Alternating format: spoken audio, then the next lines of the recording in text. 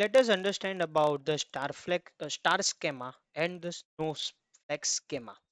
So let us directly jump the PPT slide first of all.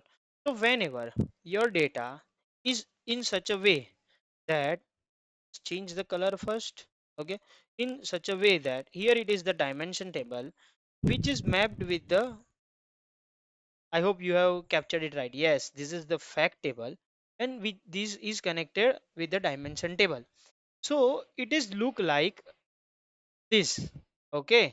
So this is called, that's why it is called as a star schema. Like this data is connected with this, these, and these. Now, what is the difference in the snowflake schema? So here, our fact table is there, but this fact table is connected with the dimension table, but this is also connected with some another dimension table. So for second table, let us which is I highlighted by the blue. So this blue table is called as a fact table for these two tables, okay, because these two are called as a dimension for this fact table, but this is called as a dimension for this fact table. I hope this is clear. So the structure which is being generated over here is like this is connected with this is connected with these two tables. Here it is also the same. So it is called, it is like the snowflakes. You can see on the second screen. Like this is our diamond star schema because our fact table is here. Let me change the color to the white that you can get.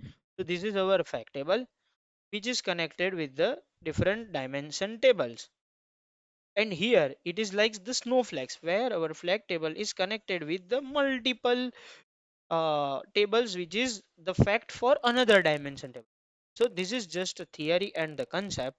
And if we directly jump to the our schema, what do you think, which kind of schema here we are using? So it is better to arrange our fact table in center.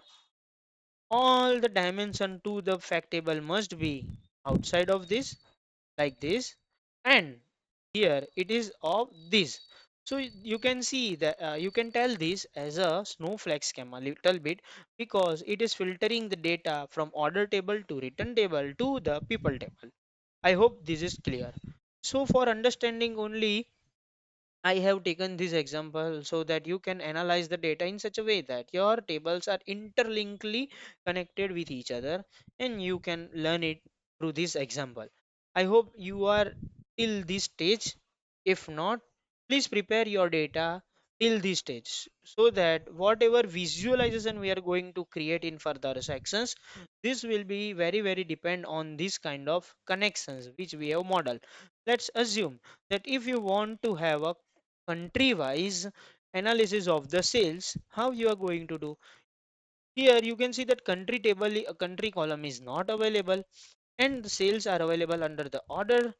So you need to connect these two tables. For this we have connected. If it is not connected, then you cannot have the proper visualization of your data because the chain or interlinkation of the two tables are missing.